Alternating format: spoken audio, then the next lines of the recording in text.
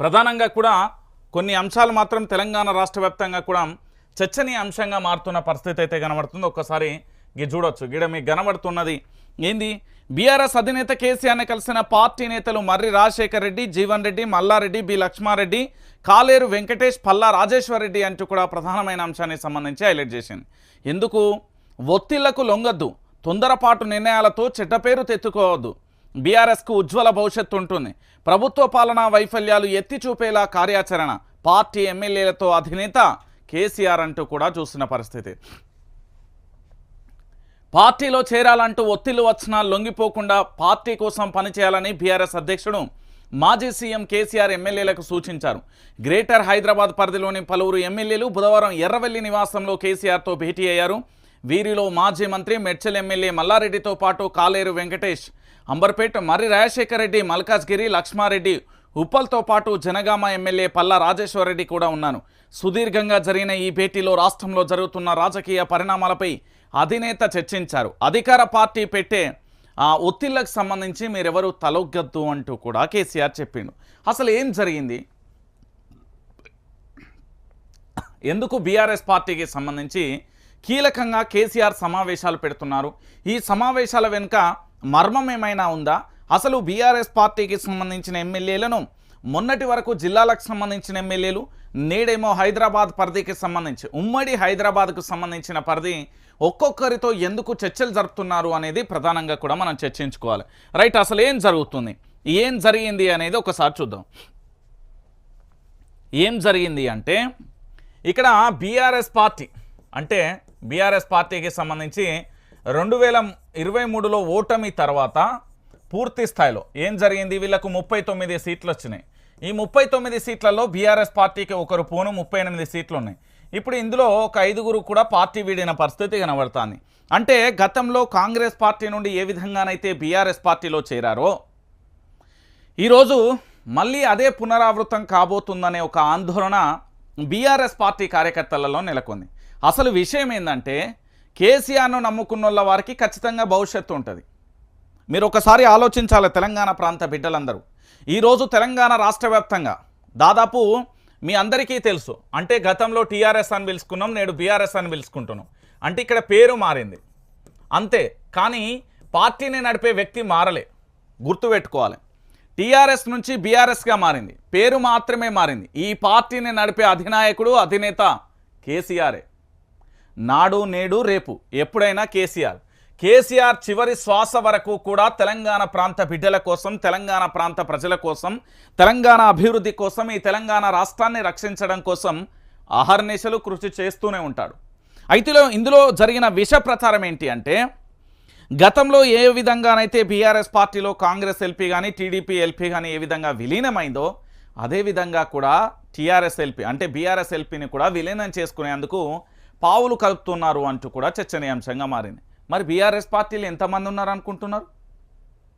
BRS పార్టీలో తక్కువలో తక్కువ 33-34 మంది ఉన్నారు. 30 పైన ఉన్నారు లెక్కేసుకుందాం. ఈ 30 మందికి సంబంధించిన ఎమ్మెల్యేలు ఎన్ని రోజులు పోతారు? తెలంగాణ ప్రాంత బిడ్డలు చీ అనరా? కాంగ్రెస్ అంటే జాతీయ పార్టీ, అది పక్కన పెడదాం. లేదు, భారతీయ జనతా పార్టీ అంటే జాతీయ పార్టీ, పక్కన పెడదాం. కానీ ఇదేం పార్టీ? భారత రాష్ట్ర సమితి. ఎక్కడి నుండి పుట్టుకొచ్చింది? ఒక రాష్ట్ర ఏర్పాటు కోసం, ఒక రాష్ట్రాన్ని ఏర్పాటు కోసం, ఒక రాష్ట్ర లక్ష్యం కోసం వచ్చిన పార్టీ బీఆర్ఎస్ పార్టీ. మరి బీఆర్ఎస్ పార్టీకి సంబంధించి ప్రధానంగా కూడా ఈ పార్టీ ప్రజలతో ఉంటుంది, ప్రజల కోసం మమేకమవుతుంది, ప్రజలతోనే ఉంటుంది అని చెప్పడానికి చాలా క్లారిటీగా గుర్తుపెట్టుకోవాలి. ఈరోజు తెలంగాణ రాష్ట్ర వ్యాప్తంగా కూడా ఉండే ఎమ్మెల్యేలు చాలామంది కూడా పార్టీని వీడిపోయారు. ఆల్రెడీ మీ అందరికీ తెలుసు 5 సంవత్సరాల పరిపాలన. ఇందులో దాదాపుగా 6 నెలలు పూర్తయింది. ఇంకో 2.5 సంవత్సరాలు ఉన్నది. ఏది? కాంగ్రెస్ పార్టీ యొక్క పరిపాలన. దీంట్లో కష్టమో నష్టమో 1 సంవత్సరం బయటపడితే, అంటే కాంగ్రెస్ పార్టీ ఒత్తిళ్లను తప్పించుకోగలిగితే, కాంగ్రెస్ పార్టీ బెదిరింపులను తట్టుకోగలిగితే తర్వాత ఎవరి రాజ్యం? కేసీఆర్ ఎర్రవెల్లి ఫామ్ హౌస్లో కూకున్నా కూడా కేసీఆర్ను తెలంగాణ ప్రాంత బిడ్డలు గెలిపిస్తారు. ఈసారి 2028 మనదే.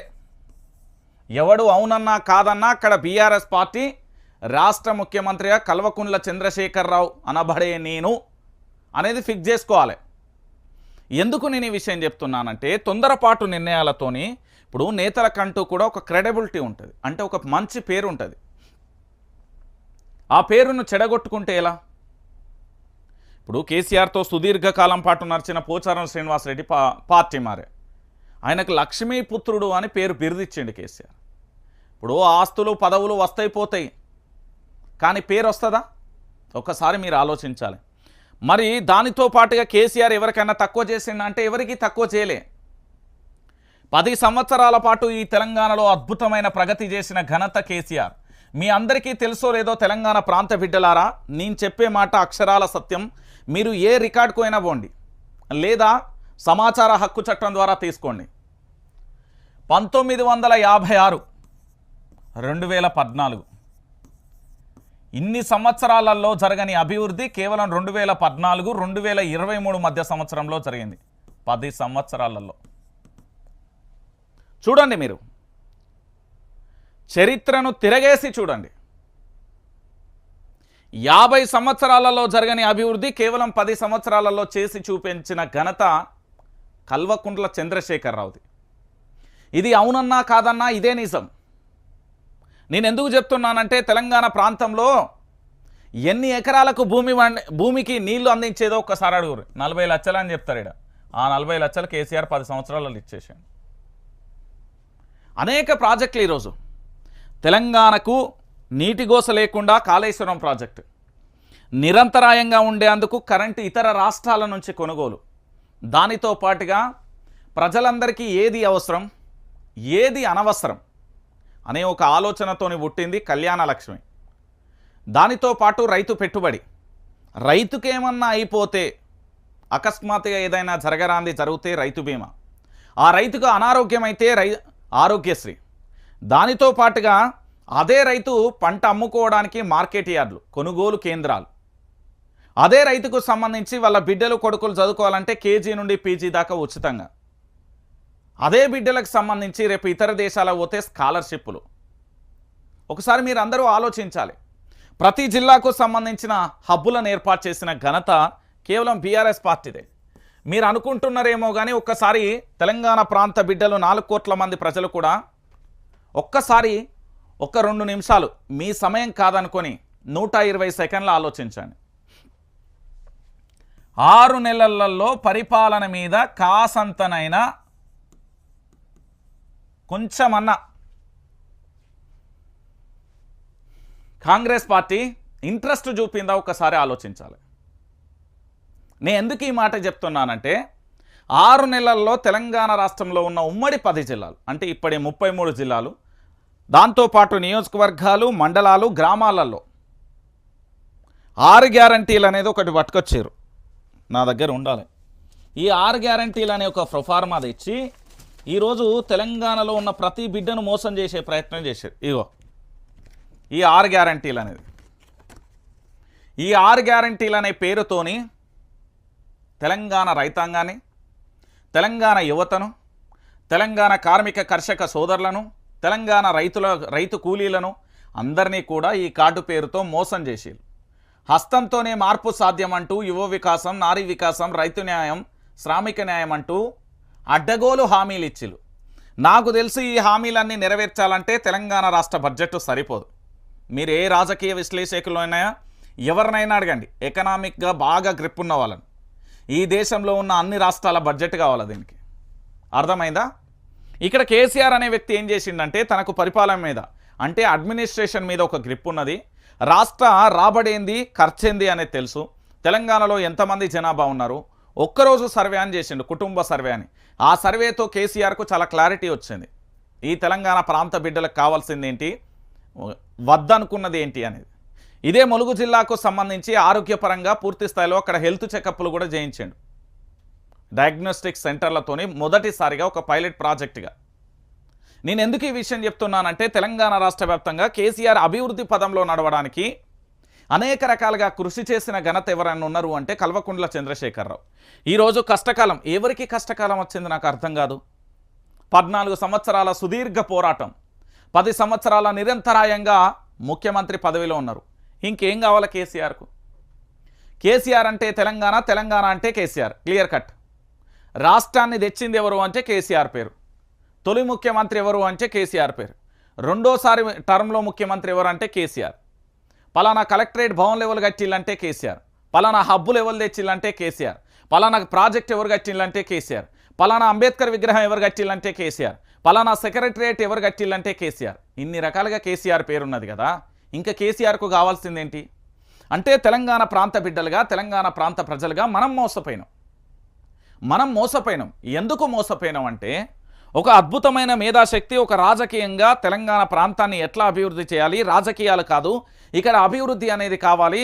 పరాయి ప్రాంతమోడు ఆంధ్ర పెత్తందారి వ్యవస్థకు సంబంధించిన నల్లారి కిరణ్ కుమార్ రెడ్డి అనే వ్యక్తి ఈరోజు తెలంగాణ రాష్ట్రం చీకట్లతో ఉండిపోతుంది, తెలంగాణ రాష్ట్రంలో మావోయిజం ఏంది అంటే పెరిగిపోతుంది, దాంతోపాటు తెలంగాణ పరిపాలన చేత కాదు అంటూ నాడు అసెంబ్లీ సాక్షిగా చెప్పిన మాటలు అవన్నీ ఉత్తముచ్చట్లో రాయన తెలంగాణ పోరడు అన్నా, తెలంగాణ రాజకీయ నాయకుడు అన్నా మొగోళ్ళ లెక్క పరిపాలన చేసుకుంటా అని దేశంలోని అన్ని రాష్ట్రాలకు చెంపపెట్టులా పరిపాలన చేసిండు కేసీఆర్.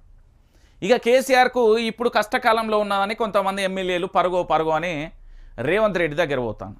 రేవంత్ రెడ్డి దగ్గర ఉన్నదేంది, కేసీఆర్ దగ్గర లేనిది ఒకసారి మీరే ఆలోచించాలి. తెలంగాణ ప్రాంత బిడ్డలందరికీ చెప్తా ఉన్నా, ఉద్యమ పోరాటం చేసి వచ్చిన కేసీఆర్ గొప్ప వ్యక్తా, లేకపోతే ఏ పోరాటం చేయకుండా వచ్చిన రేవంత్ రెడ్డి గొప్ప వ్యక్తా? ఒకసారి ఆలోచించాలి తెలంగాణ ప్రాంత బిడ్డలందరూ. ఉద్యమకారుడు ఇప్పుడు రేవంత్ రెడ్డి అనే వ్యక్తి అభివృద్ధి చేసినా ఇంకేమని చేసినా తెలంగాణ ఉద్యమకారుడు రేవంత్ రెడ్డి అంటారా ఎక్కడన్నా? ఒకసారి మీరు ఆలోచించండి.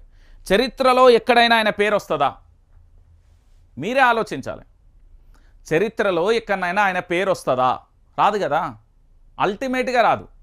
ఏ విధంగా వస్తుంది? రాదు, ఇది వాస్తవం. సో ఉద్యమకారుడు కాదు, తెలంగాణ రాష్ట్రాన్ని తెచ్చింది ఎవరంటే టక్కున అర్ధరాత్రి నిద్రలే పడిగిన పిల్లగాని కేసీఆర్ అంటారు. అది కేసీఆర్కున్న ఘనత. ఇక బీఆర్ఎస్ పార్టీ నుండి పోయిన ఎమ్మెల్యేలందరికీ తెలంగాణ ప్రాంత బిడ్డలుగా, మీ నియోజకవర్గ ఓటర్లుగా మీరు చాలా సందర్భాలలో ఒక లీడర్ యొక్క బర్త్డేలైనా లేదా లీడర్ మీ గ్రామానికి వస్తున్నప్పుడు ఫ్లెక్సీలు కడతారు కదా, ఆ ఫ్లెక్సీలలో చెప్పుల దండలు కట్టండి. మీరేసే బంతిపూల తోరణాలు లేకపోతే మీరేసే దండలు ఏవైతే ఉన్నాయో వాటికి చెప్పులతోని దండలు కట్టేయరు. ఎందుకు అంటే ఇదే కాంగ్రెస్ పార్టీ ఇక్కడ చేర్చుకుంటుంది కదా. ఇదే కాంగ్రెస్ పార్టీ పక్క రాష్ట్రంలో, ఈ కాంగ్రెస్ పార్టీ పక్క రాష్ట్రంలో అవిశ్వాస తీర్మానం పెట్టింది. విచిత్రం ఏంటంటే మీకు చెప్తా, అది ఎంత ఘోరంగా అంటే పక్క రాష్ట్రంలోనే పూర్తి స్థాయిలో అక్కడ ఏంది, మా ఎమ్మెల్యేలను బీజేపీలో చేర్చుకున్నారు కాబట్టి పూర్తి స్థాయిలో ఇది కుదరదు అంటూ వాళ్ళు చెప్పిన పరిస్థితి కనబడుతుంది. ఇంకొక విషయం ఏంటంటే తెలంగాణ ప్రాంత బిడ్డలందరూ కూడా ఆలోచించాలి. ఈరోజు మనం ఇక్కడ మాట్లాడుకుంటున్నామా మరెక్కడైనా మాట్లాడుకుంటున్నామా అని కాదు. ఈరోజు తెలంగాణ రాష్ట్ర వ్యాప్తంగా కూడా ఒక ప్రధానమైన చర్చ కొనసాగుతుంది. ఏంటి అంటే ఈరోజు పరాయి రాష్ట్రంలో ఒక న్యాయం, మనకొక న్యాయమా అనే విషయాన్ని మీరు అందరూ కూడా గుర్తుపెట్టుకోవాలి. కాబట్టి ఖచ్చితంగా కూడా మన తెలంగాణ రాష్ట్రంలో బీఆర్ఎస్ పార్టీని కంటికి రెప్పలా కాపాడుకుంటేనే మనకు భవిష్యత్తు ఉంటుంది అనే విషయాన్ని గుర్తుపెట్టుకోరు.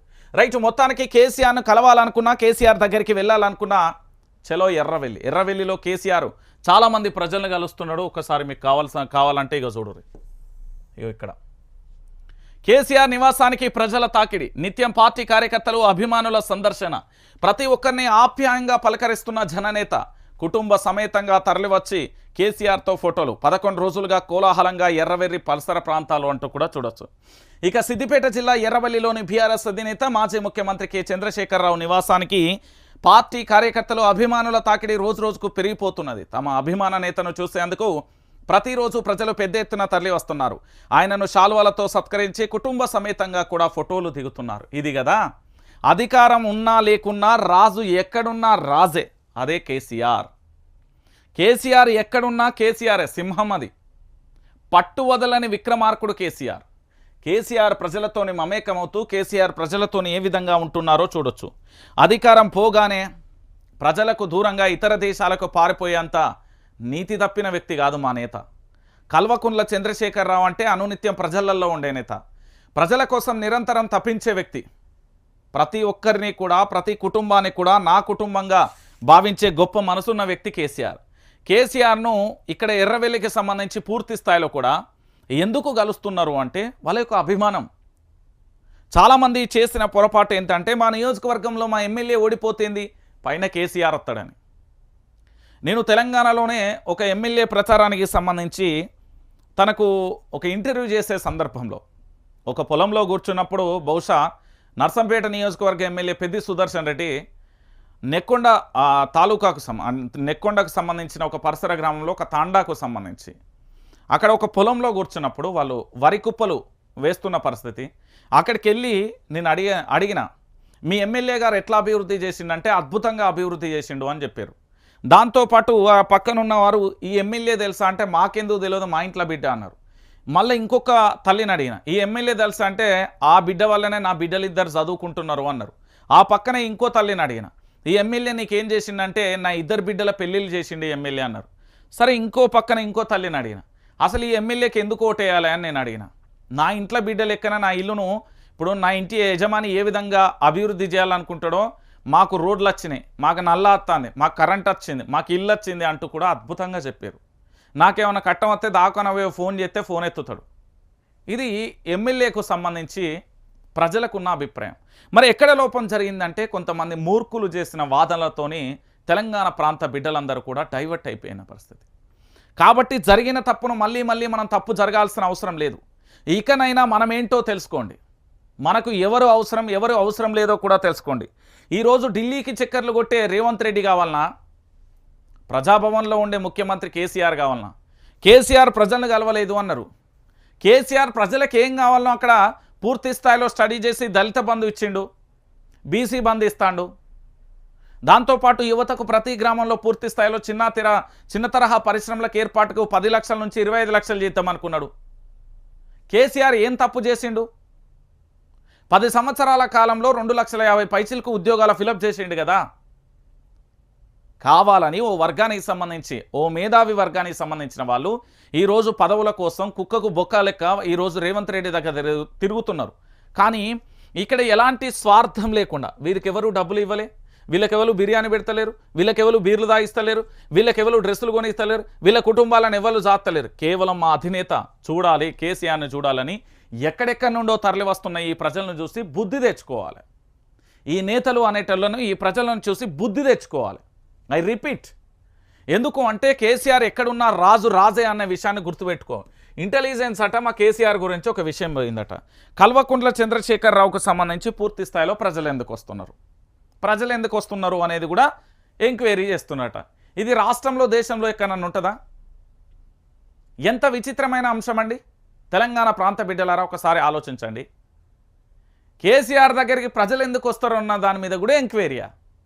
జోక్ అనిపించట్లే. తెలంగాణలో నల్గొండ జిల్లాకు సంబంధించిన లాకప్ డెత్ ఏమైంది? భువనగిరిలో 2 చిన్నారుల పరిస్థితి ఏంది? ఈ తెలంగాణలో ఫ్రీ బస్సు వల్ల ఎంతమంది ఆటో కార్మికుల జీవితాలు అస్తవ్యస్తంగా మారిపోయినాయి? నిరంతరాయంగా కరెంట్ ఇవ్వలేకపోయినాం, సాగునీరు ఇవ్వలేకపోయినాం, త్రాగునీరు ఇవ్వలేకపోతున్నాం. రైతన్నల పరిస్థితి ఏంది? పెట్టుబడి సాయం ఇప్పటికీ అందించలేదు కదా, వాళ్ళ పరిస్థితి ఏంది? దాంతోపాటు రైతులకు సంబంధించిన రుణమాఫీ ఏంది? ఇవన్నీ పక్కన పెట్టిల్లు. ఈరోజు ఇవన్నీ పక్కన పెట్టి కేవలం సొంత డబ్బా కొట్టుకునే పనిలో కాంగ్రెస్ పార్టీ ఉన్నది. మరి మనం 40 లక్షల నిరుద్యోగులు అని పిచ్చి కుక్కలే కరిసినాం. మరి ఆ 40 లక్షల నిరుద్యోగుల పరిస్థితి ఏంది? ఇవన్నీ మాట్లాడాల్సిన అవసరం ఆవశ్యకత ఉంటుంది కదా. ఇక్కడ పరిపాలనా వ్యవస్థను పక్కన పెట్టి ఏదో చేద్దామంటే ఎట్లా? ఇప్పుడు కేసీఆర్ రావాలి, కేసీఆర్ కావాలనే కదా ఈ ప్రజల తాపత్రయం. దేనికోసం వచ్చేలు వీళ్ళు? ఎందుకోసం వచ్చేలు? ఒకసారి మీరు అందరూ ఆలోచించండి దయచేసి ప్లీజ్. తెలంగాణ ప్రాంత బిడ్డలారా, మన కేసీఆర్ ఉంటే ఎట్లుండే ఏం కథ అనేది ఆలోచించరు. ఇక మరో అంశం, చేర్చుకోవడాలు ఆగవు, తర్వాత మీ ఇష్టం. కాంగ్రెస్ ఎమ్మెల్సీ జీవన్ రెడ్డికి ఢిల్లీలో రులక్. కలిసింది కాంగ్రెస్ ఇన్ఛార్జ్ దీపాదాస్ మాత్రమే. అపాయింట్మెంట్ ఇవ్వని సోనియా, రాహుల్. ఏదైనా ఉంటే సీఎంతో మాట్లాడుకోవాలన్న కేసీ. ఇక్కడ ఇట్లా రాశిలు. సరే, ఇప్పుడు రేవంత్ రెడ్డి గారి అనుకూల మీడియాకు పోదాం. ఒక్కసారి వీళ్ళ యొక్క అనుకూల మీడియాలో ఏం రాశిలు చేరికలకు మా పార్టీ డోర్స్ ఓపెన్, పార్టీ నేతలకు ప్రాధాన్యం తగ్గకుండా చూస్తాం. సంజయ్ చేరికపై జీవన్ రెడ్డి ఫీల్ అయ్యారు. పీసీసీ చీఫ్ బాధ్యతల మార్పుపై అధిష్టానానికి స్పష్టమైన అవగాహన. మీడియాతో స్టేట్ ఇన్ఛార్జ్ దీపాదాస్ మున్షి, ఐక్యంగా పనిచేయాలన్న హైకమాండ్, పార్టీ లీడర్లు కేడర్లు చాలా ముఖ్యం. చేరికల సమయంలో స్థానిక లీడర్ల అభిప్రాయాలు తీసుకోవాలి. ఇదే విషయాన్ని కేసీ వేణుగోపాల్కు వివరించారు జీవన్ రెడ్డి. జాతీయ ప్రధాన కార్యదర్శితో భేటీ తర్వాత అలకవిడిన ఎమ్మెల్సీ నేడు హైదరాబాద్కు రేవంత్ రెడ్డి. అసలు దీపాదాస్ మున్షిని మాత్రమే కలిసాడు. కేసీ వేణుగోపాల్ ఫోన్లో టచ్లో ఉన్నాడా? ఒక్కటే మాట్లాడు, ఏమన్నా ఉంటే మేము ముఖ్యమంత్రితో మాట్లాడుకోమన్నాడట. ఒక సెకండ్. ఈరోజు దీంట్లో రాస్తారు చూడరు, వీళ్ళ పత్రికలలో వామ్మో మామూలుగా ఉండదు. ఇక వీళ్ళ పత్రికలలో ఇక ఏంది అంటే జీవన్ రెడ్డి గురించి రాతలు ఎట్లుంటాయి అనుకుంటారు మీరు? ఇక వివేకాన్న కోపం ఉన్నట్టున్నది, అందుకే అసలు రాయని కూడా రాయాలి. ఇలా కూడా చూడాలి మనం, అన్ని పత్రికలలో చూద్దాం. ఎందుకు అంటే ఈ అలకవీడు ఇదంతా కాదన్నట్టు. అసలు విషయం ఏంది అనేది తెలవాల్సిన అవసరం ఉంది. ఇగో అలకవీడిన జీవన్ రెడ్డి సముచిత స్థానం అంటే ఎక్కడి నుంచి? అసలు విషయం ఏంది అంటే జీవన్ రెడ్డి ఇక్కడ హుటాహుటిన నేను ఎమ్మెల్సీ పదవికి రాజీనామా చేసి పూర్తి స్థాయిలో కూడా ఏదో ఒక పార్టీకి వెళ్దాం అనుకున్నాడు. ఫస్ట్ ఐదరారు ఆయనకు ఆప్షన్ ఎక్కువ బీఆర్ఎస్ పార్టీ ఉండే, బీఆర్ఎస్ పార్టీలోకి వెళ్దామని చాలా ప్రయత్నం చేసిండు. అయితే జీవన్ రెడ్డి ఇక్కడ పూర్తి స్థాయిలో జీవన్ రెడ్డి బీఆర్ఎస్ పార్టీలోకి వెళ్ళడానికి రంగం సిద్ధమైంది. కానీ ఈయన ఢిల్లీకి వెళ్ళి చేసింది ఏమన్నా ఉన్నదంటే ఏం లేదు. ఢిల్లీలో దీపాదాస్ మున్షి మాత్రమే కలిసింది. దాన్ని ఏమంటారు, సోనియా గాంధీ కలవలే, రాహుల్ గాంధీ కూడా కలవలే. కేసీ వేణుగోపాల్ కూడా అపాయింట్మెంట్ ఇవ్వలే. ఏదైనా ఉంటే మీ సీఎంతో మాట్లాడుకోమని చెప్పిండు. ఒక సీనియర్ లీడరు, పార్టీ మొదటి నుండి పట్టుకొని ఏడుస్తున్న వ్యక్తి, ఇలాంటి వ్యక్తికి అన్యాయం జరిగింది అని మొత్తుకుంటున్నాం ఈరోజు. కాంగ్రెస్ పార్టీ కార్యకర్తలు ఆయన కూడా చెప్తున్నాడు. ఏంది, ఒక నియోజకవర్గంలో కానీ ఒక జిల్లాలో కానీ ఎట్లుంటుంది అంటే అక్కడ ఆ నియోజకవర్గానికి సంబంధించి ఇప్పుడు కాంగ్రెస్ పార్టీ, బీఆర్ఎస్, బీజేపీ ఓడిపోయిన అభ్యర్థి కాంగ్రెస్ పార్టీ, ఇప్పుడు అధికారం కాంగ్రెస్ ఉంది కాబట్టి అక్కడ జీవన్ రెడ్డి ఓడిపోయిండు. ప్రతిపక్షంగా ఉన్న బీఆర్ఎస్ ఎమ్మెల్యే గెలిచిండు. బీఆర్ఎస్ ఎమ్మెల్యే గెలిచినప్పుడు తాను పార్టీలోకి వస్తున్నప్పుడు మొట్టమొదటిసారిగా సమాచారం ఇవ్వాల్సిందే ఆ నియోజకవర్గానికి సంబంధించిన వ్యక్తికి. ఆ తర్వాత జిల్లాకు సంబంధించిన మంత్రులైనా జిల్లాకు సంబంధించిన వ్యక్తులకు సమాచారం ఇవ్వాలి. కానీ ఇక్కడ ఏం జరుగుతుంది అంటే ఆయన పోయి అక్కడ కండువ కప్పుకునేదాకా కూడా ఈయనకు తెలియదు. అంత అద్భుతంగా పనిచేస్తున్నది కాంగ్రెస్ పార్టీ. ఇప్పుడు జీవన్ రెడ్డి ఏదో బయటికి చూడ మేకపోతు గాంభీర్యాన్ని ప్రదర్శిస్తాడు తప్ప జీవన్ రెడ్డి అనే వ్యక్తి లోపల రగులుతున్నది. సమయం సందర్భాన్ని చూసి ఆయన కూడా అస్త్రశస్త్రాలను ఉపయోగించుకోవడానికి సిద్ధపడ్డాడు. బహుశా నాకు తెలిసినంత వరకు ఉంటే ఇంకా వారమో 2 వారాల్లో బీఆర్ఎస్ గూటికి పోయినా ఆశ్చర్యం లేదు. నిజమే చెప్తున్నా. ఎందుకు అంటే ఆయన అలకవీరుండు, ఆయనకు అనర్హత, ఆయనకు ఎవరినో పార్టీని చేర్చుకుంటే ఎట్లుకుంటారండి? ఒక పార్టీ కోసం నిరంతరాయంగా పనిచేస్తున్న వ్యక్తి ఎవరు? జీవన్ రెడ్డి. ఈరోజు జీవన్ రెడ్డి గారికి సంబంధించి పూర్తి స్థాయిలో కూడా ఆయనను బయటికి సాగనంపే ప్రయత్నాలు, పొమ్మనలేక పొగబెడుతున్నారు. రేవంత్ రెడ్డి ప్లాన్ ఏంటంటే నిజమైన కాంగ్రెస్ కార్యకర్తలు, నిజమైనగా పార్టీ మొదటి నుండి ఉన్న వ్యక్తులు, ఈ సీనియర్ ఉన్న అనే ఒక ఎపిసోడ్ అంతా క్లోజ్ చేయాలని చూస్తాడు. ఆయనకేం భయం లేదు. అవసరమైతే అటు టీడీపీ, భారతీయ జనతా పార్టీ, లేకపోతే జనసేన వాళ్ళు ఏ విధంగా పొత్తు పెట్టుకున్నారో తెలంగాణలో అలాంటి పందాతోనైనా ముందుకు పోతాడు ఆయన. అదే జరుగుతున్నది ఇప్పుడు. ఇక కాంగ్రెస్ పార్టీలో ఫిరాయింపుల లొల్లి చూడాలి. పాంచ్ న్యాయ సూత్రాలకు విరుద్ధం అంటూ సొంత పార్టీ నాయకుల నుంచే విమర్శలు. ఢిల్లీని తాకిన తెలంగాణ పంచాయతీ, అధిష్టానానికి తలనొప్పిగా రేవంత్ రెడ్డి తీరు. ఇక్కడ ఏం జరుగుతున్నది అంటే మొట్టమొదటిసారిగా ఈ కాంగ్రెస్ పార్టీ యొక్క నీతి చెప్తా నేను. ఒక కుటుంబంలో ఒకరికే పదవి. ఇది మీరు విన్నారు కదా మొన్న అసెంబ్లీ ఎన్నికలలో. అబ్బబ్బబ్బా, నాకు తెలిసి చంద్రమండలమును భూమండలం 2 ఒకటే అయినట్టు అనిపించింది నాకు. వీళ్ళు చెప్పే మహాభారతం రామాయణం లెక్క ఉన్నది ఆ రోజు. మరి ఈరోజు గడ్డం వివేక్ కుమార్ కొడుకు ఎవరు? ఆయన ఏంది ఎంపీ కాదా? జానారెడ్డి కొడుకు ఏంది? వారసత్వ రాజకీయాలు ఇవ్వన్నారు కదా, కాంగ్రెస్ పార్టీల వారసత్వ రాజకీయాలు ఇవ్వా? ఓ కేసీఆర్ ఇంట్లోనే ఉన్నాయి కుటుంబ పాలన. ఇప్పుడు రేవంత్ రెడ్డి పరిపాలన ఏంది? అన్ననేమో ముఖ్యమంత్రి, తమ్ముడేమో సెటిల్మెంట్లు దందాలు, సామాన్యుడి మీద దాడులు. ఇది రేవంత్ రెడ్డి గారి సోదరుడు. ఇక ఇంకో సోదరుడు ఏమో ఏకంగా ఆయనకి ఏ ప్రోటోకాల్ నదో ఏమో తెలియదు కానీ కళ్యాణ లక్ష్మి చెక్కులు పంపుతాడు. మరి ఆడ అధికారుల కన్నా సిగ్గు శరం ఇజ్జత్ మానం ఎందుకు లేదో చదువుకొని వచ్చిర్రో నకలు పెట్టుకొని వచ్చిర్రో అర్థం కాలేదు అని ఆ కొడంగల్ నియోజకవర్గ ప్రజలు అన్నారు. అయితే నేను చెప్పిన గట్ల అనద్దు, మీరు ముఖ్యమంత్రి నీతులు చెప్తాడు చేసేటి గిట్లుంటాయి మీకు చూపెట్టాలనే ఇవన్నీ చెప్తానా అన్నా నేను. ఇలా కాంగ్రెస్ పార్టీలో ఫిరాయింపుల లొల్లి అంటే రాదా? కాంగ్రెస్ పార్టీ చెప్పేదేంది చేస్తున్నదేంది? 6 గ్యారంటీలు అటకెక్కినాయి, చెప్పేటి ఏమో లంగ ముచ్చట్లు, చేసేటి ఏమో అంతకంటే లంగ పనులు, మళ్ళీ బయటికి మాత్రం నీతి సూత్రాలు చెప్తుంది. ఇదే ఇతర రాష్ట్రాలలో వీళ్ళ పార్టీకి సంబంధించిన ఎమ్మెల్యే పోతే ఓ అగ్గి మీద గుగ్గిలం లెక్క గగ్గోలు చేసి అక్కడ ఏంది అనర్హత వేటు వేయాలన్నారు కదా. మరి ఇక్కడ సిగ్గుశరం లేకుండా ఎట్లా చేంజ్ చేసుకుంటారు? కాంగ్రెస్ అంటే దేశం అంతా ఒకటే పార్టీ కదా, తెలంగాణకు సపరేటు ఢిల్లీకి స్పెషల్గా లేదు కదా కాంగ్రెస్ పార్టీ. ఒకసారి మీరు అందరూ ఆలోచించాలి తెలంగాణ బిడ్డలారా, నీతి తప్పిన పార్టీ ఏదైనా ఉన్నదంటే కాంగ్రెస్ పార్టీ. ఈ దేశాన్ని జైలు పాలు చేసింది ఆర్టికల్ 356ను పెట్టుకొని అడ్డంగా. మళ్ళా నిన్న ప్రధానమంత్రి నరేంద్ర మోడీ గారు అన్నారు, మళ్ళీ కాంగ్రెస్ పార్టీ తెలంగాణలో ఇందిరమ్మ రాజ్యం అని చెప్పి ఎంత దౌర్జన్యానికి పాల్పడుతున్నది, అక్రమ కేసులు దాడులు. అసలు పరిపాలన మీద వీళ్ళేమన్నా సోయి పెట్టిల్లా? వాన్ని ఎంతసేపు వాని ఎంతసేపు జోకుదాం, వీని ఎంతసేపు జోకుదాం, వాని ఎంత కిలో ఉన్నది వీని ఎంత అర్ధ కిలో, ఇదే పని. ఒక ముఖ్యమంత్రి ఇంటికి పోయి పార్టీలో చేనిగమ్మంటాడా? ఎంత సిగ్గుచేటిది. మేము కాంగ్రెస్ పార్టీ డోర్లు ఓపెన్ చేసినాం, ఏది ఓపెన్ చేసి 6 నెలలు అవుతుంది. ఏడా దిక్కు దివానా లేకపోయాగా ఒక్కడు కూడా. పోయి బాంచని దండం పెడతా కాలు ముక్తా అన్నట్టు బతిలాడుకుంటారు. నీ ల్యాండ్ సమస్య ఏంది? 10 ఎకరాలున్నదా, లిటికేషన్లు ఉన్నా సెట్ చేద్దాం, నీ కొడుకు మంచి భవిష్యత్తు ఇద్దాం, లేకపోతే నీకు ఇన్ని కోట్లు ఇద్దాం. గిదే నడుస్తుంది ఇక్కడ. ఏముంటుంది? రేవంత్ రెడ్డికి ఏమైనా అడ్మినిస్ట్రేషన్ వస్తుంది అనుకుంటున్నారా మీరు? అది అసాధ్యమైన ముచ్చట. చదువురానోనికి తీసుకుపోయి కలెక్టర్ పదవిలో కూకోబెడితే వాడు ఏమిస్తాడు? వాడికి 2 ఇంగ్లీష్ పేపర్లు ఇస్తే ఏం చదువుతాడు? ఇక మరో అంశం, తెలంగాణ భవన్లో బుధవారం విలేకరులతో మాట్లాడుతున్న మాజీ మంత్రి జగదీష్ రెడ్డి అనర్హత వేటు వేయాల్సిందే, పోచారం సంజయ్ని అనర్హులుగా ప్రకటించాలి. స్పీకర్కు మాజీ మంత్రి జగదీష్ రెడ్డి డిమాండ్. సొంత మేనిఫెస్టోనే కాంగ్రెస్ ఉల్లంఘిస్తుంది, పిటిషన్ స్వీకరించేందుకు స్పీకర్ టైం ఇవ్వడం లేదు, ఈమెయిల్ స్పీడ్ పోస్ట్ ద్వారా పంపామని వెల్లడి అంటూ కూడా చెప్పిన పరిస్థితి. నాకు అర్థం కాని విషయం ఏంది అంటే, స్పీకర్ ఏమన్నా తెలంగాణ లేడా? తెలంగాణ స్పీకర్ తెలంగాణలే కదా ఉన్నది. స్పీకర్ ఏమన్నా అమెరికా, లేకపోతే Australia, Germany, Japan, Canada, Lakshadweep, ఇంకేమన్నా న్యూయార్క్, ఇతర దేశాలకు పోయింది కదా? ఏమన్నా పోయిందా? లేదు కదా, తెలంగాణలో ఉన్నాడు కదా. ఒకసారి నాకు అర్థం కాని విషయం ఏంటంటే, తెలంగాణ స్పీకర్ యొక్క టైం టేబుల్ కావాలి.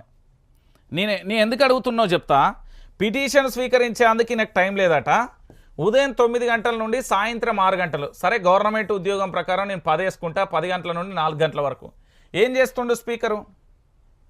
ఒక విపక్ష పార్టీకి సంబంధించిన మెంబర్ ఆఫ్ లెజిస్లేటివ్ అసెంబ్లీ, శాసనసభ్యుడు, ప్రజల చేత ప్రజల కొరకు ఎన్నుకోబడిన శాసనసభ్యులు విపక్ష పార్టీ నేతలు టైం అడిగితే టైం ఇవ్వట్లేదంట. మరి స్పీకర్ గారికి తెలంగాణ ప్రాంత బిడ్డలు కలిసి గెలిపించి కుర్చీలో గూకబెట్టి స్పీకర్ పదవిలో ఉంచినాం. మరి స్పీకర్ గారు తెలంగాణ ప్రాంత విపక్షానికి అందుబాటులో లేకపోతే సామాన్య ప్రజలకి ఏమో అందుబాటులో ఉంటారు? మరి స్పీకర్ గారి యొక్క ఏం చేస్తున్నారు అనేది కూడా ఈ తెలంగాణ ప్రాంత బిడ్డలకు చెప్పాల్సిన అవసరం ఉంటుంది. ఎందుకు నేను ఈ విషయాన్ని చెప్తున్నా అంటే, ఒక విపక్ష పార్టీకి సంబంధించిన స్పీకరు తెలంగాణలో పిటిషన్ స్వీకరించేందుకు స్పీకర్ టైం ఇవ్వడం లేదా? ఏం చేస్తున్నాడు స్పీకర్? అంటే స్పీకర్ యొక్క విధి విధానాలు ఏమన్నా తెలుసా? విధి విధానాలు తెలిసి చదువుకొని చదివించిలా, లేకపోతే పక్కనున్న వ్యవస్థ ఉంటుంది కదా వాళ్ళు ఏమన్నా చెప్పిర్రా? తెలంగాణ ప్రాంత బీఆర్ఎస్ పార్టీ విపక్ష నేతలకే కలవకపోతే ఎట్లా స్పీకర్ సార్? ఏం చేద్దాం అనుకుంటున్నాను? ఇప్పుడు విపక్ష పార్టీకి సంబంధించిన నేతలను అయితే కలవాల్సిన బాధ్యత ఉంటుంది కదా, రిక్వెస్ట్ అడుగుతారు కదా. మీరేం తెలంగాణ లేకుండా లేరు కదా. సరే, ఇతర దేశాలకు వెళ్ళిందంటే ఓ పద్ధతి, తెలంగాణలే కదా ఉన్నది. టైం ఇవ్వకపోవడం ఏందండి ఇది? ఎంత దారుణం అండి ఇది, ఎంత ఘోరం అండి ఇది. ఒకసారి ఆలోచించాల తెలంగాణ ప్రాంత బిడ్డలు. బీఆర్ఎస్ పార్టీ అడిగితే ఏడట. ఇక ఇది చెప్పాలంటే మామూలుగా లేదు. తెలంగాణలో నిరుద్యోగుల బేరి టైటిల్ చూపెట్టు, తెలంగాణ ప్రాంత బిడ్డల్ని చూపెట్టు ఒకసారి మీరు ఇదంతా చూడాలి. ఏంది అనేది మళ్ళొక్కసారి చూడాలి. ఏం చేస్తున్నారు? అమ్మా అయ్యా బాంచన్ మీ మేనిఫెస్టో ఏది? ఇదే కదా. బబ్బబ్బబ్బా అబ్బబ్బబ్బబ్బా ఒక ఉద్యోగం ఇయ్యవయ్యా రేవంత్ రెడ్డి అని అడుక్కుంటున్నారు. ఎవరు? తెలంగాణ రాష్ట్రంలో ఉన్న నిరుద్యోగులు. తెలంగాణ రాష్ట్రంలో 40 లక్షల మంది నిరుద్యోగులు ఉన్నారని ఐఏఎస్ ఆఫీసర్గా పనిచేసిన మాజీ రిటైర్డ్ ఆఫీసర్ ఆకునూరు మురళి గారు, ప్రొఫెసర్ కోదండరామ్ గారు, దాంతోపాటు తెలంగాణలో ఉన్న విపక్ష పార్టీలకు సంబంధించిన అందరూ మేధావులందరూ కూడా చెప్పారు. కోచింగ్ సెంటర్ల యజమానులు బక్క జెడ్సన్ అన్న, గాదే ఇన్నన్న, అద్దంకి దయాకర్ అన్న, బలమూరి వెంకటు, రేవంత్ రెడ్డి, కాంగ్రెస్ పార్టీలో ఉన్న వాళ్ళు అందరూ బీఆర్ఎస్ పార్టీకి సంబంధించిన వ్యతిరేకులు. అంటే బీజేపీ కానీ అందరూ మొత్తుకున్నారు. ఇది వాస్తవం. ఎవరు అవునన్నా కాదన్నా ఇది నిజం, ఈజ్ కరెక్ట్. ఒకసారి మీరు అందరూ ఆలోచించాలి.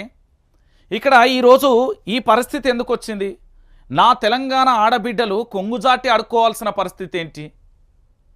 పోలీసులు ఖబర్దార్ కూసో లేక నుండి అంటున్నారంట. నేను ఎంత దారుణమైన పరిస్థితి అండి ఇది. ఒకసారి చూడండి.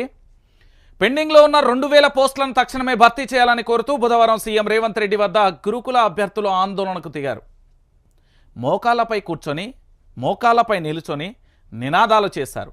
సీఎం లేరని తెలిసి పెద్దమ్మ తల్లి గుడి వద్ద ఆందోళనకు దిగారు. అక్కడి నుంచి నేరుగా గాంధీ భవన్కు వెళ్ళి వినతి పత్రం ఇచ్చేందుకు ప్రయత్నించగా పోలీసులు అదుపులోకి తీసుకున్నారు. నెంబర్ 1 ఒకసారి ఇక్కడ చూద్దాం. గాలి వినోద్ కుమార్ గారు ఏమన్నారు? సీఎం రేవంత్ రెడ్డి ఉద్యోగాలేవి, సీఎంగా అర్హత లేని వ్యక్తి, మంత్రివర్గమంతా సమైక్యవాదులే, ఇక తెలంగాణకు వాళ్ళేం మేలు చేస్తారు? గాలి వినోద్ కుమార్. కోదండరాం, ఆకునూరు మురళి, తీన్మార్ మల్లన్న మాట్లాడరేందుకు? నిరుద్యోగుల జేఏసీ రౌండ్ టేబుల్ సమావేశంలో వక్తలు మాట్లాడిన మాటలు. సీఎం ఇంటి ముట్టడి ఉద్రిక్తతం, మోకాలపై కూర్చున్నా మొర ఆలకించరా? సోకాల్డ్ ప్రజాప్రభుత్వానికి గురుకుల టీచర్ల అభ్యర్థుల బాధలు కనిపించడం లేదు. సీఎం ఇంటి ముందు మోకాలపై కూర్చొని అభ్యర్థించిన వారి మొర ఆలకించడం లేదు. మేము విద్యా ప్రమాణాలు పెంచేందుకు పెద్ద సంఖ్యలో గురుకులాలు ఏర్పాటు చేశాం. కాంగ్రెస్ ప్రభుత్వం ఇందుకు భిన్నంగా వ్యవహరిస్తున్నది. హరీష్ రావు. సర్కార్పై గురుకుల అభ్యర్థులు ఫైర్, పోస్టుల భర్తీపై కోరుతూ మోకాలపై నిరసన, అభ్యర్థులపై భద్రతా సిబ్బంది జులుం. గాంధీ భవన్ వద్ద నిరుద్యోగుల భిక్షయాటన, అదుపులోకి తీసుకున్న పోలీసులు 3వ రోజు ఓయూనేత దీక్ష. మోతిలాల్కు అన్ని వర్గాల మద్దతు, సర్కార్పై విద్యార్థి సంఘాల ఆగ్రహం. ఈమె పేరు బోనగాని భానుప్రియ. కరీంనగర్ జిల్లా గంగాధర మండలం నారాయణపూర్ ట్రిబ్ నిర్వహించిన పీజీటీ గణితం దివ్యాంగుల కోటాలో ఎంపికయ్యారు. ఫిబ్రవరి 15న ఎల్బీ స్టేడియంలో సీఎం రేవంత్ రెడ్డి చేతుల మీదుగా అపాయింట్మెంట్ ఆర్డర్ను అందుకున్నారు. ఇప్పుడేమో అనర్హులు అంటూ అధికారులు పక్కన పెట్టేశారు. సీఎం ఆదేశాలకు కూడా విలువ ఇదేనా? సీఎం ఆదేశాలు ఇస్తే దాని విలువ ఇదేనా? సీఎం ఆర్డరే క్యాన్సర్, అనర్హులు రాలంటూ పోస్టింగ్ ఇవ్వని గురుకుల సొసైటీ. ఆవేదన వ్యక్తం చెందుతున్న కరీంనగర్ జిల్లా అభ్యర్థిని. వైకల్య నిర్ధారణ లేకుండానే నాడు అభ్యర్థుల ఎంపిక, నేడు బ్యాక్లాగ్లో పడిపోతున్న పోస్టులు. ఇక చూసిర్రా, ఇది ముఖ్యమంత్రి గారి అద్భుతమైన ఆర్డర్స్.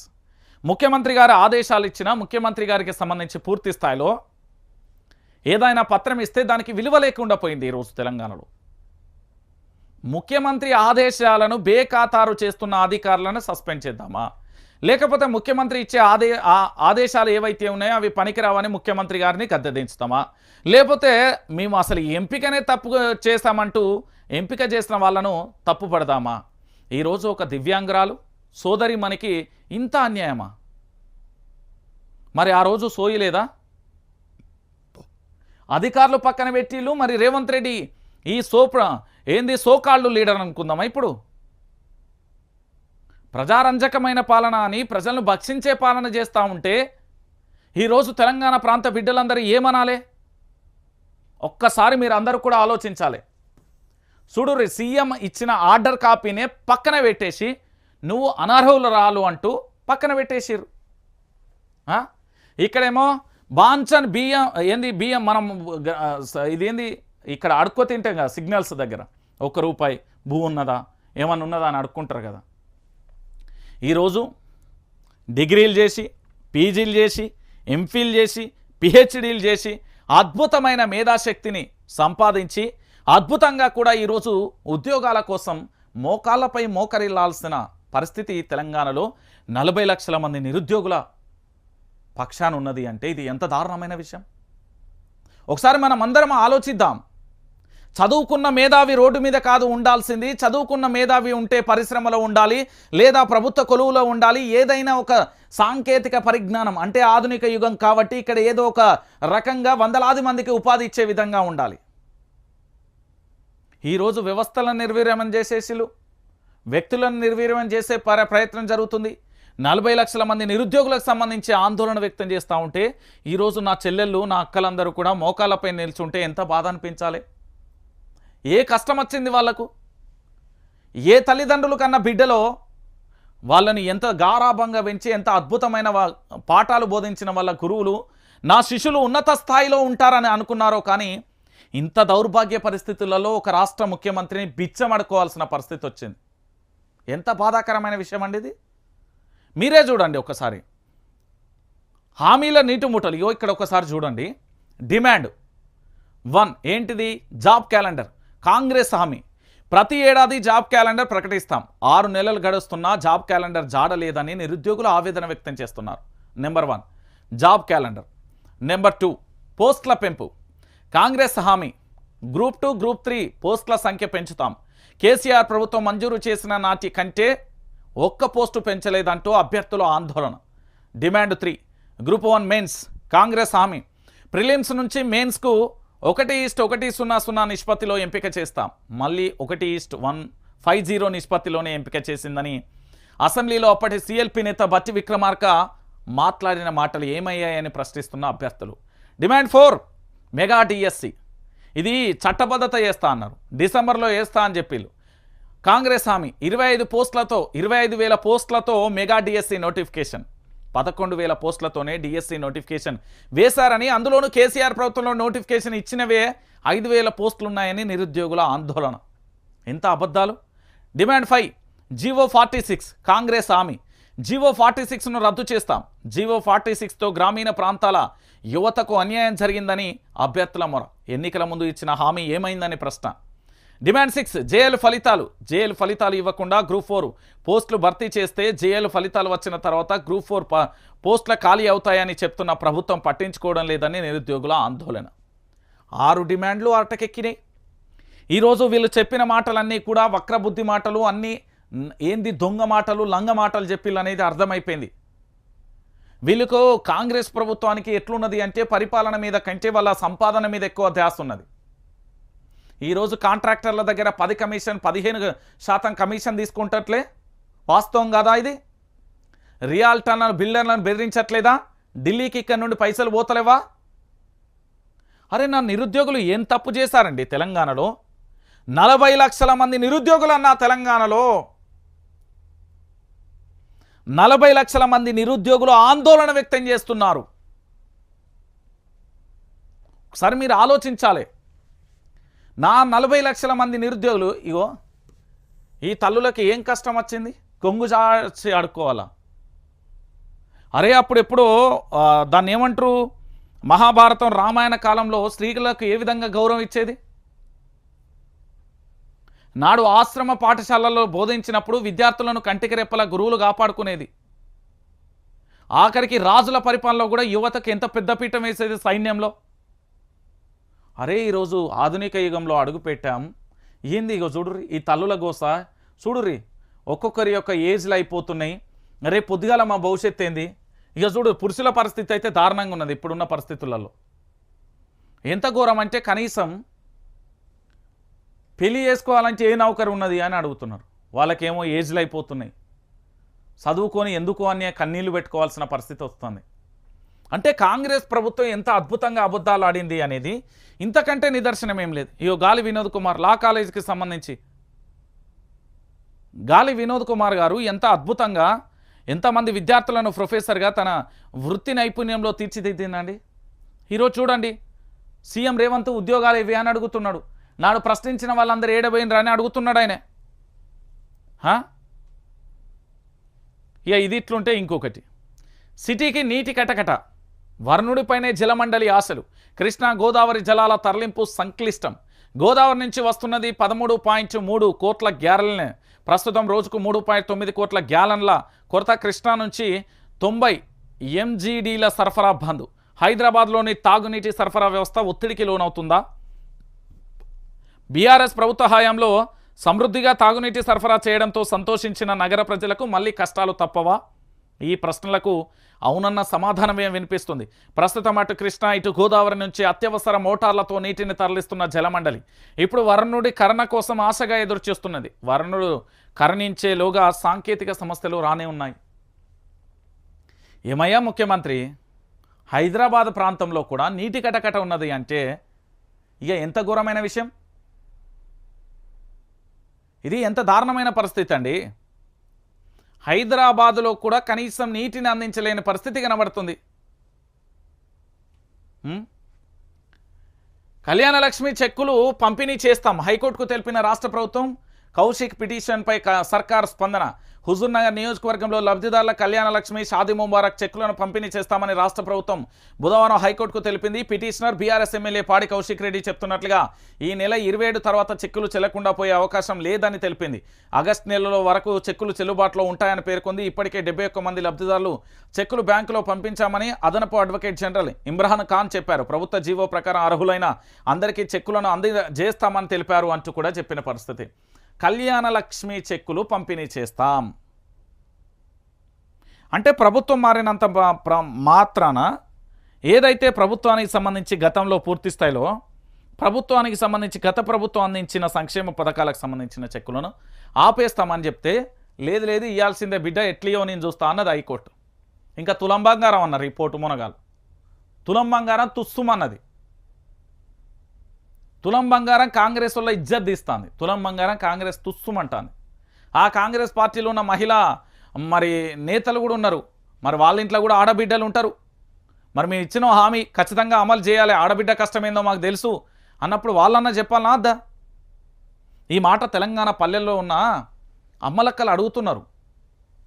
వాళ్ళంటే ఎట్లా గాంధీ భవనం లేకపోతే సెక్రటరియట్ వదిలి వెళ్ళరు. మాకు నిత్యం ప్రజలతో పనే కదా. ఒకసారి ఆలోచించాలి తెలంగాణ ప్రాంత బిడ్డలందరికీ. నేను చెప్పేది అదే, వీళ్ళు చేస్తున్న దానికి. అందుకే న్యాయస్థానాల మీద ఎంతో కొంత నమ్మకం ఉన్నదని. ఇక అధికార పార్టీ నేతల వేధింపులు. ఠానాలో బీఆర్ఎస్ నేత ఆత్మహత్య యత్నం. కాంగ్రెస్కు పోలీసుల వత్తాసు. ఫిర్యాదు చేస్తే తనపైనే కేసు నమోదు చేశారని ఆవేదన. పోలీస్ స్టేషన్లో పురుగు మందులు తాగి సెల్ఫీ వీడియో. డీఎస్పీ కార్యాలయం ఎదుట బీఆర్ఎస్ గిరిజనుల ధర్నా అంటూ కూడా చెప్పిన పరిస్థితి. నేను చెప్పలే, ఎవడి పాలయ్యింది రో తెలంగాణ, ఎవడేలుతున్నాడు రో తెలంగాణ, దొంగల రాజ్యం దోపిడీ రాజ్యం. ఇదే ఇక పోలీసు వాళ్ళ గురించి వీళ్ళ గురించి చిచి చిచి చి గలీజ్ అనిపిస్తుంది వీళ్ళ గురించి మాట్లాడాలంటే. చిచ్చి మా చోటుగాడు మోషన్ పోతే ఆడంతా రచ్చ చిన్నపిల్లగాడు తెలియక అంత ఎట్లా ఈ పోలీసులను చూస్తే అంతకంటే అధ్వానం అనిపిస్తుంది. వాడి డైపర్ కంటే అధ్వానం అయిపోయలేదు. చీ అనిపిస్తుంది. నేను చెప్తున్నా కదా, ఇది రాష్ట్ర డీజీపీ అనుకున్నా మంచిదే. ఎందుకంటానా అంటే కాళేశ్వరం దగ్గర ఉన్న ఎస్ఐ రివాల్వర్తో బెదిరించాడు. ఇక ఇది పక్కన పెడితే మళ్ళీ నిన్నటికి నిన్న ఒక కేసు విషయమై పోలీస్ స్టేషన్కి వచ్చిన మహిళకు నాకు చేపల కూర వండుకొస్తావా, లేకపోతే మటన్ కూర వండుకొస్తావా, చికెన్ ఫ్రై చేసుకొని వస్తావా అని అన్నాడట. ఆయన సాక్ష్యాలు ఉన్నాయి, నేను ఒక్కని చెప్పుడు కాదు. ఇది తెలంగాణ రాష్ట్ర వ్యాప్తంగా మారుమోగింది. నేను చూపెడతా ఇప్పుడు సాక్ష్యాలు. ఆయనే ఏమన్నాడట అంటే పూర్తి స్థాయిలో నాకు మంచిగా బిర్యానీ కావాలి, నీ చేత వండుకొని రా, లేకపోతే నేను తినా. ఇది మళ్ళొక ఎస్ఐ గారు మాట్లాడే ఫాల్తూ మాటలు. బేవకు సాలేగాలు ఇట్లా తయారైపోయి ఈ వ్యవస్థలో ఎంత గలీజ్గాలు అంటే ఇట్లా తయారైపోయినాకే ఇక ఏం చేద్దాం చెప్పుర్రి. తెలంగాణ ప్రాంత బిడ్డలారా ఒకసారి మీరే ఆలోచించాలి. ఆయనకట మటన్ బిర్యానీ చికెన్ బిర్యానీ రావాలన్నట. ఇక గింత గలీజ్గుంటే ఇక ఏం మాట్లాడతామండి మనం. పోలీసు వ్యవస్థ అంటే ప్రజలను రక్షించే విధంగా ఎంత అద్భుతమైన పరిపాలన చేయాలి. ఈరోజు ఎంత ఘోరంగా చేస్తున్నది పరిపాలన. ఇక చూడుర్రి, రక్షణగా ఉండాల్సిన పోలీసులే మహిళలను లైంగికంగా వేధిస్తున్నారు. కాళేశ్వరం ఎస్ఐ భవానీ సేను ఉదంతం మర్చిపోక ముందుకే మరో దారుణం చోటు చేసుకుంది. భర్తతో దూరంగా ఎందుకుంటున్నావు, నాతో కోఆపరేట్ చేస్తే కేసు పరిష్కరిస్తా, ఎప్పుడు పిలిస్తే అప్పుడు రా, నా కోసం చేపల కూర చికెన్ కూర వండుకొని రావాలి, గ్రీన్ టీ తెచ్చి వాని కడ్రయార్లో పోయాలి, భూ వివాదంలో న్యాయం చేయాలని పోలీస్ స్టేషన్కు వెళ్ళిన మహిళను లైంగిక వేధింపులతో వేధించిన ఎస్ఐ. నల్గొండ జిల్లా సాలిగౌరారం మండలానికి చెందిన ఓ మహిళ భూమి విషయంలో జరిగిన ఘర్షణపై పోలీస్ స్టేషన్లో ఫిర్యాదు చేశారు. అయితే శాలి గౌరారం ఎస్ఐ వాస ప్రవీణ్ కుమార్కు ఆమెను స్టేషన్కు పిలిపించారు. 2 గంటల పాటు అతని ఛాంబర్లో ఉంచి అసభ్యకరంగమైన మాటలతో పాటు వేధింపులకు గురి చేశారు. ఈ కేసును పరిష్కరించాలంటే నేను చెప్పినట్లుగానే చేయాలి. ఎప్పుడు పిలిస్తే అప్పుడు రావాలి. చేపల కూర చికెన్ వండుకొని తేవాలి. నాకు కావలసినప్పుడల్లా గ్రీన్ టీ చేసి పెట్టాలి. భర్తకు దూరంగా ఎందుకుంటున్నావు? అతనితో ఉండాలన్న కోరిక లేదా అని ప్రశ్నించాలని బాధిత మహిళ వాపోయింది. తనతో మంచిగా ఉంటే పూర్తి సహకారం ఉంటుందని ఎస్ఐ చెప్పినట్లుగా ఎస్పీ ఎదుట సదరు మహిళ బోరున విలపించారు. అతను చెప్పినట్లుగా చేయకపోవడంతో తన కుటుంబ విషయంలో జోక్యం చేసుకుని గొడవలు సృష్టించినట్లుగా ఫిర్యాదులు పేర్కొన్నారు. చిచ్చి మా చోటుగాడు ఇది పోస్తారా భయ్, రోజు పొద్దుగాల గ్రీన్ టీ స్పెషల్ వాంది. ఇక వాడు రోజు పొద్దుగాల వానికి పెడితే వాని డైపర్లు వస్తుంది. చికెన్ కూర కావాలన్నా మటన్ టేస్టీగా ఉంటుంది తినను. సిగ్గుండాలరా బాడకవు నీకు. నీ ఇంట్లో ఆడపిల్లలు లేరురా నీకు? మనిషి మానవత్వం కాదురా నీది? ఇదో పోలీసు యాక్తు అంటున్నారు. మా బచ్పన్ పోరా చిచ్చి ఏం గలీజ్ అంటున్నారు తెలుసా. ఒకప్పుడు నాకు మస్తు రెస్పెక్ట్ ఉండే. ఈ గలీజ్ గాళ్ళతో అయినాక ఇంకేముంటుందండి. చేపల కూర వండుకొని రావాలన్నారా నీకు? చికెన్ కూర వండుకొని రావాలన్నా? గ్రీన్ టీ రావద్దా? వాడు రోజు డైపర్లో వస్తాడు, పంపిస్తాం గ్లాస్లో. నా ఇంటి ఆడబిడ్డ, తెలంగాణ ఆడబిడ్డ అంటే నా ఆడబిడ్డతో సమానం. దా పంపిస్తుందా? సిగ్గుండాలే. మళ్ళీ ఇదో వ్యవస్థ దీనికి. చి ఇక ఎవడు భయపడకుర్రి. వాళ్ళ రాజ్యాంగాన్ని వాళ్ళు ఉపయోగిస్తే మీ రాజ్యాంగాన్ని మీరు ఉపయోగించాలి. ఇప్పుడు నా మిత్రుడు ఉంటాడు ఇక్కడ, దర్శన్ సింగ్ అని, పక్కనే ఉంటాడు, నాతోనే రోజు వర్క్ చేస్తాడు. రోజు నడుముకు ఇంతంత అది వాళ్ళది ఆచార ప్రకారం ఒకటి ఉంటుంది, కత్తి లాంటిది, బొడ్డుకు ఉంటుంది. మరి వాళ్ళ ఆచారం ప్రతి పండగకు మేము వాళ్ళ ఇంటికి వెళ్తాం కాబట్టి వాళ్ళ దగ్గర తల్వార్లు అవి ఇవి ఉంటాయి, మస్తు అనిపిస్తుంది. అట్లనే ఇంకోడు ఉంటాడు నా ఫ్రెండ్ ఆజాం పాషా అని, వాని ఇంటికి వెళ్ళినప్పుడు కూడా అంతే, కొన్ని రకాల సంస్కృతి సాంప్రదాయాలు ఉంటాయి. అది పోలీస్ రాజ్యాంగం. మన రాజ్యాంగం కూడా ఒకటి పెట్టుకోవాలి, భద్రంగా పెట్టుకోవాలి. ఇప్పుడు నా రాజ్యాంగం ఉన్నది, నా రాజ్యాంగంలో చాలా కరుడుగా ఇచ్చిన వాళ్ళని పెట్టుకుని ఎందుకు? ఎవడి రాజ్యాంగం అని? ఇప్పుడు మన ప్రాణానికి ఏం ముప్పు ఏర్పడినప్పుడు మనం ఏదైనా చేయవచ్చని రాజ్యాంగమే చెప్పింది, దాంట్లో డౌట్ ఏమున్నది? కాబట్టి రక్షించాల్సిన పోలీసులు భక్షించినప్పుడు మీరు ఎవ్వడు భయపడద్దు. నేను చెప్తున్న BRS party social media warriors, నీకోసం వైఆర్టీవీ రంజిత్ ఉన్నాడు. రంజిత్ ఉన్నంత వరకు మీ మీద ఎవడన్నా చెయ్యి వేయాలని చూస్తే, మీకు తెలుసు కదా సైన్స్లో ఒకటి ఉంటుంది, మీకు ఎక్కడ సోషల్ మీడియాలో చూసి ఉంటారు, ఏది మన ఇదేంది పెట్రోల్ ట్యాంకులు వస్తాయి చూడు, అట్లనే ఒక గ్యాస్ ఉంటుంది, దాన్ని ఓపెన్ చేస్తే అస్థిపంజరం అయిపడతాం మన ఒంటి మీద గ్యాస్ వస్తే విడుదలైతే. అంతకంటే డేంజర్గా నేను చేస్తా, చెప్తున్నా కదా. మన వెనుక అద్భుతమైన మన గుండె ధైర్యమే గొప్పది. ఫాల్తుగాల కోసం మనం ఎందుకు సూసైడ్ చేసుకోవాలి? అవసరమైతే వాడిని చేపియాలి, చెప్తున్నా కదా. ఎవడి కోసం కాదు, నిన్ను గన్న తల్లిదండ్రుల కోసం, నిన్ను గన్న ఈ గడ్డ కోసం పనిచేయి. ఏం కాకుండా నేను చూసుకుంటా. ఎవడి కేంద్రాలు ఉచ్చగలబచ్చి వాళ్ళ గురించే మనం మాట్లాడుకున్నది. ఇక కౌలు రైతులకు భరోసా. ఈ సీజన్ నుంచే ఇచ్చే యోచనలో ప్రభుత్వం. సబ్ కమిటీలో చర్చించి విధి విధానాల ఖరారు. రాష్ట్రంలో సుమారు 25 లక్షల కౌలు రైతులు ఏ విధంగా గుర్తించాలనే దానిపై చర్చలు, వారికి ఇవ్వడం ఎలా అంటూ మల్లగుల్లలు. ఇప్పుడు భూమి ఉన్నది, నేను చెప్తా ఈయన ఎట్లా కుర్రీలు పెడతాడా అనేది నిన్న ఒక మిత్రుడు చెప్పిండు, వాళ్ళ కాంగ్రెస్ ఆయన. ఏమని చెప్పిండు అంటే, ఇప్పుడు నా పేరు రంజిత్, ఎగ్జాంపుల్ చెప్తున్నా, నాకొక 5 ఎకరాలు ఉన్నది. సరే, ఇక్కడ నేనేం చేసిన అంటే హైదరాబాద్లో వార్తలు చదువుతున్నా అనుకో, ఉదాహరణ, నాకైతే భూమి లేదు, నా పేరు మీద గుంట కూడా లేదు, గజం కూడా లేదు, గుర్తుపెట్టుకోర్రి. ఇక నేనేం చేసిన అంటే సాయి అనే పిల్లగానికి కౌలుకి ఇచ్చిన. ఎన్ని? ఈ 5 ఎకరాలు ఇచ్చిన. ఇక నాకు రైతు యజమాని ఉన్నా కదా, ఇక్కడ నాకు పెట్టుబడి సాయం అనేది రాదు, గుర్తుపెట్టుకోవాలి. నాకు రుణమాఫీ కాదు, ఎందుకంటే ఇప్పుడు నేను ఒక సంస్థ నడుపుతున్నా కాబట్టి ఐటీ రిటర్న్స్ అవి ఇవి ఉంటాయి కాబట్టి రాదు. ఇంకోటి ఏంది అంటే, ఇక్కడ నాకంటూ కొన్ని, అంటే ఇప్పుడు సిటీలో ఉండే వాళ్ళకు ప్రభుత్వ ఉద్యోగం అయితే, వాళ్ళకు ప్రైవేట్ ఉద్యోగం అయితే ఐటీ రిటర్న్స్ ఇతరత్ర ఉంటాయి కాబట్టి నాకు ఇయ్యడు. ఈయన సాయి అన్నట్టు ఆయనకి ఇస్తాడు, ఏంది పెట్టుబడి సాయం ఇస్తాడు, దాంతోపాటుగా ఇక్కడ కౌలు రైతులు ఇస్తాడట. ఇట్లా చేస్తే ఈ యజమాని ఒప్పుకుంటాడా? ఇప్పుడు రంజిత్ అనేట నా భూమి మీద నేను ఆ భూమిని ఉత్తగా 4 ఏదో మొక్కజొన్నో లేకపోతే ఇంతంత ఏదో ఇటు కరువు కాలంలో వండే పండుగ ఇంతంత జనపనారో ఏదో ఒకటి వేసుకుంటా, ఎందుకు రావని ఏడా? మరి వీళ్ళిద్దరి మధ్యలో పంచాయతీ పెట్టినట్టే కదా. ఈయన కౌలు రైతులను ఎట్లా ఐడెంటిఫై చేస్తాడనేది నేను చూడాలి. నాకు తెలిసి భూమి మీద ఇంత అద్భుతమైన ఎట్లా ఐడెంటిఫికేషన్ చేస్తాడు అనేది కూడా నేను ఎప్పుడు చూడలే. ఇప్పుడు చూడాలి రేవంత్ రెడ్డి గారి ప్రభుత్వంలో మరి ఎట్లా చేస్తాడు, కౌలు రైతులకు భరోసా ఏ విధంగా ఇస్తాడు, ఎట్లా ఇస్తాడు అనేది కూడా నాకు తెలియాలని తెలుసుకోవాలని కూడా ఉన్నది. ఎందుకంటే ఆ పూర్తి స్థాయిలో కౌలు రైతులకు భరోసాకు సంబంధించి ఎట్లా చేయగలుగుతాడు, ఎట్లా చేస్తాడు అనేది కూడా వేచి చూస్తున్నా. ఇది ఈయన వల్ల అవుతుందా అంటే కాదు. ఇప్పుడు మీకు రైతులకు ఒకసారి ఆలోచించాలి. రైతన్న పెట్టుబడి సాయం వచ్చిందా అన్న? రాలే. మొన్నటికి మొన్న 500 బోనస్ ఇచ్చి కొంటా అన్నాడు, కొన్నాడా అన్న? కొనలే. రుణమాఫీ అన్నాడు, చేసిండా అన్న? చేయలే. ఇప్పుడు మళ్ళీ సీజన్ వచ్చింది, ఇప్పుడు మీకు పెట్టుబడి సాయం ఇవ్వాలి, ఇస్తాడా అన్న? ఇయ్యడు. రైతు చనిపోతే కౌలు రైతు బీమా ఇవ్వాలి, రైతు బీమా ఇచ్చిండా అన్న? ఇయ్యలే. మరి ఏం చేస్తాడన్న? శటకోపం పెడతాడు. ఈయన వల్ల ఏం కాదన్న, మీరు అందరు గుర్తుపెట్టుకోవాలి. నేను చెప్తున్నా కదా, ఈయన వల్ల ఏమన్నా అవుతుంది అంటే అది కళ. ఇక ఇంకొక అంశాన్ని కూడా చూడుర్రి. మేడిగడ్డలో ఇసుక దందా 800 కోట్లు రాబట్టే అందుకు ప్లాన్. రిపేర్ల పేరు చెప్పి ఇసుకకు సూటి, ఇసుక కోసమే రిపేర్ల సాకు చెప్పారా? నీళ్లు వదిలేశాక భారీగా బయటపడిన ఇసుక మేటలు. ఇసుకను సొమ్ము చేసుకోవాలని ప్లాన్. 14 ఇసుక రీచ్లో ఒక వేలం వేసే ప్రణాళిక. జూలైలో ఇక ఇసుక రీచ్ల వేలానికి ఏర్పాట్లు, త్వరలో మరిన్ని ఇసుక రీచ్ల వేలం అంటూ చూడొచ్చు. రాష్ట్రంలో చాలా రోజులుగా కాళేశ్వరం ప్రాజెక్టు చర్చనీయాంశంగా మారింది. మేడిగడ్డ బ్యారేజ్ కూలిపోయిందనే ప్రచారాన్ని కాంగ్రెస్ పార్టీ ప్రజల్లోకి బలంగా తీసుకెళ్లింది. అక్రమాలు జరిగాయంటూ విచారణకు ఆదేశించింది.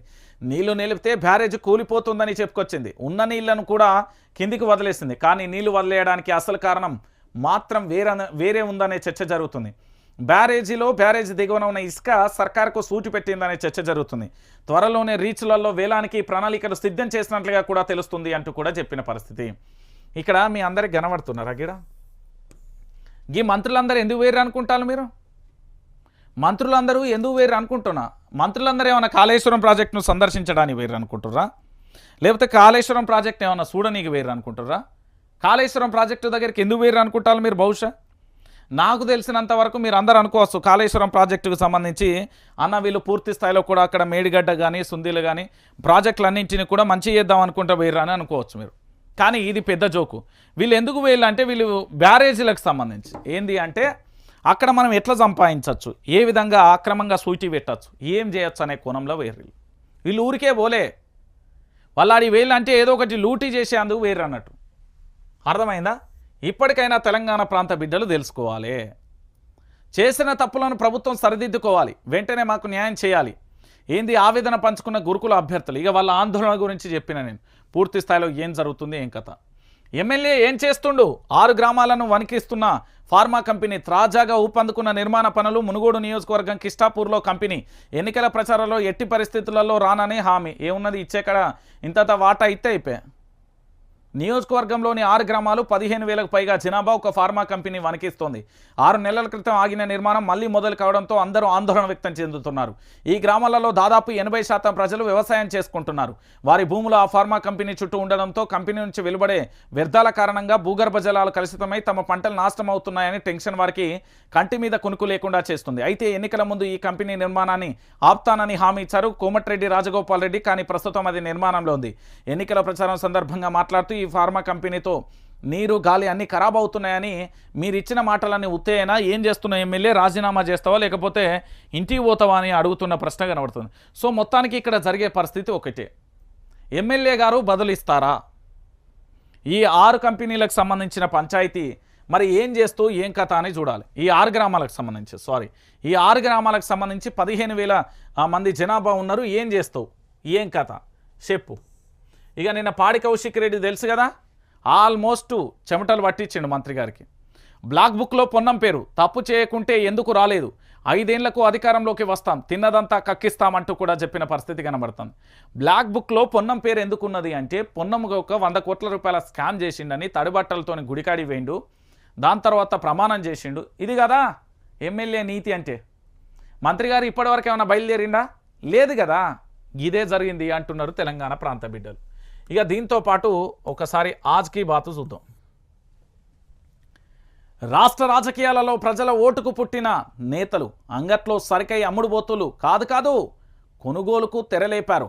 నువ్వు నేర్పిన విద్య నీరా విపక్షల అంటూ పాలకుల పక్షం. రాజకీయ నైతిక విలువలు వీరి వికృత చేష్టల ముందు విలవిలబోతున్నాయి. ప్రజా ప్రయోజనం అంటూ మాటున స్వార్థం కోసం ప్రజల విశ్వాసానికి పంగనామాలు పెట్టే హీన చరిత్రకు చర్మగీతం పాడిన జన చైతన్యాన్ని విస్మరిస్తే చెరపకురా చెడేవానిది పునరావృతమే సుమా అంటూ కూడా చెప్తోంది. నువ్వు ఏంది చెడిపేస్తే మళ్ళీ అది రివర్స్ అవుతుంది అని వీళ్ళు చెప్తున్నారు ఆజ్కి బాత్కు సంబంధించి. మొత్తానికి నేతలు ఏంటంటే అంగట్ల గొర్రెల బర్రెలకైతే అవన్న విశ్వాసంగా ఉంటాయి. ఇంత బర్రెలు ఇన్నని పాలిస్తే గొర్రెలకు సంబంధించి కూడా మనకు సంపద సృష్టిస్తాయి. కానీ ఈ దొంగలు మాత్రం పార్టీలు మారుతున్నారు. స్పీకర్గా ఓం బిర్లా అంటూ కూడా చూడొచ్చు. మొత్తానికి మూజువాని ఓటుతో ఓం బిర్లా ఎన్నికైనట్లుగా ప్రకటించిన ప్రొటెం స్పీకర్ వరుసగా రెండోసారి స్పీకర్ బాధ్యతలు. ఎన్డీఏకు మెజార్టీ ఉండడంతో విజయం. ఇండియా అలయన్స్ అభ్యర్థిగా సురేష్ అభినందించిన ప్రధాని రాహుల్ గాంధీ. స్పీకర్ ఓం బిర్లాకు ప్రధాని మోదీ అభినందన. ఎన్నో కీలక నిర్ణయాల్లో మీ పాత్ర ఉంటుందని ప్రశంసలు. విపక్షాలకు గుర్తించి ప్రాధాన్యం ఇవ్వాలన్న రాహుల్ ఎమర్జెన్సీ కాలం ప్రస్తావన తెచ్చిన స్పీకర్ వ్యాఖ్యలపై విపక్ష ఎంపీల అభ్యంతరం గందరగోళం నెలకొనడంతో సభ వాయిదా వేశారు అంటూ కూడా చూడొచ్చు. దాదాపుగా కొన్ని సంవత్సరాల తర్వాత మరొకసారి ఏంది స్పీకర్ అయితే ఎన్నిక జరిగింది. స్పీకర్ ఎన్నికకు సంబంధించి పూర్తి స్థాయిలో చూసాం. ఇక దాంతోపాటుగా ఏందట 20 కోట్లు ఆషాఢ బోనాలకు ఉత్సవాల నిర్వహణకు బడ్జెట్ విడుదల. అన్ని శాఖల సమన్వయంతో పనిచేస్తాయి. సౌకర్యాలు కల్పిస్తాం. బస్సులు పెంచుతాం. చిన్నారులు వృద్ధుల విషయంలో ప్రత్యేక శ్రద్ధ. హర్త ప్లాజాలో బోనాల పండుగపై మంత్రులం పొన్నం కొండా సురేఖ సమీక్ష అంటూ కూడా చెప్పిన పరిస్థితి కనబడుతుంది. సో మొత్తానికి ఆషాఢ పండుగ బోనాలు అప్పుడే వచ్చేసినాయా? ఓకే, బోనాల పండుగకి 20 కోట్లట. ఆ మంత్రి పదవులు ఎవరికి? ఖాళీగా 6. ఆశావాహులు ఎందరో. సీనియర్ల ఆశలు, జూనియర్ల ఎక్స్పర్ట్స్. దాంతో తొలి విడతలో 10 మంది మంత్రులు. క్యాబినెట్ విస్తరణపై రేవంత్కి ఫుల్ పవర్స్. అధిష్టానం నుంచి గ్రీన్ సిగ్నల్. మంత్రివర్గ విస్తరణపై ముఖ్యమంత్రి ఫోకస్. ఇతర పార్టీల వలసవాదుల గ్యారంటీ అంటూ కూడా చూడొచ్చు. మొత్తానికి 10 మంత్రులతో సర్కారు ఏర్పాటైన సంగతి మీ అందరికీ తెలిసిందే. అయితే లెక్కల ప్రకారం మాత్రం 16 మంత్రులు ఉండాలి. సో ఇంకా 6గురికి సంబంధించిన మంత్రి పదవులు ఇవ్వచ్చు అన్న మాట ఏర్పడుతుంది. దీంట్లో చాలా వరకు కూడా ఎవరి లాబింగ్ వాళ్ళు చేస్తున్నారు. ఢిల్లీ పోతున్నారు, దీపాదాసు మున్సిని కలుస్తున్నారు. కేసీ వేణుగోపాల్, మాణిక్యరావు ఠాకరట, సోనియా గాంధీ, రాహుల్ గాంధీ, ప్రియాంక గాంధీ, వాళ్ళ పిఏ, వీళ్ళ పిఏ, వానివాడు వీనివీయుడు, డ్రైవర్లను, మన్ను మశానం, ఇంట్లో బాయ్, ఆఫీస్ బాయ్ అందరు కలిసి నాకు మంత్రి పదవి ఇప్పి నీకు ఇంత ఇస్తా, నాకు మంత్రి పదవి ఇంతి నీకు ఇంత ఇప్పిస్తా అని తిరుగుతున్నారట సిగ్గు లేకుండా. గట్లున్నది పరిస్థితి. ఇక కోర్టులో ఉండగానే అరెస్టు. సీఎం కేజ్రీవాల్ను అరెస్టు చేసిన సిబిఐ. అరెస్టుకు అనుమతించిన కోర్టు 5 రోజుల కస్టడీ కోర్టు పిటిషన్. 3 నెలలుగా తిహార్ జైళ్లలో సీఎం. ఢిల్లీ లిక్కర్ కేసులో మరో కీలక పరిణామం అంటూ కూడా ఏం లేదు. కేజ్రీవాల్ను ఎట్లనైనా రాజకీయ పతనం చేయాలి. అయితే భారతీయ జనతా పార్టీలో జాయిన్ కావాలి, లేకపోతే తనను ఇట్లనే మానసికంగా వేధించి ఇబ్బంది పెట్టాలనే పంచాయతీ కొనసాగుతుంది. సో అల్టిమేట్గా ఏం జరుగుతుంది అనేది మనం కమింగ్ సూన్ చూస్తాం. ఎంత దగ్గరనే ఉన్నది. 2-3 రోజులలో అసలు సినిమా అంతా బయటపడుతుంది. నేను చెప్తున్నా కదా, రేపు ఢిల్లీ ప్రజలు భారతీయ జనతా పార్టీకి చెంపపెట్టు లాంటి నిర్ణయం ఇవ్వకపోతాడు.